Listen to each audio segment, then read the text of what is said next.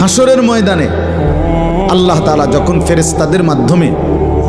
আগুনের শিকল দিয়ে টেনে জাহান্নামকে হাসরের মাঠে এনে দাঁড় করাবে, মনে করেন এখানে আইনা রাখবে, আমরা সবাই তাকাবো, এরকম হাসরের মাঠে যখন জাহান্নামকে আনা হবে,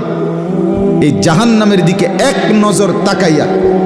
হাসরের ময়দানের সমস্ত নাফরমান পাপী বেঈমান আবারও বলবে আল্লাহর কাছে, রব্বানা আখিরনা ইলা আজালিন করিব, আল্লাহ একটু সময়ের জন্য দুনিয়াটা আবার ফেরত দেন, হায়াত আবার ফেরত, সময়গুলো আরেকবার দেন, আরেকটু সময় দেন, নজিব দাওয়াতাক,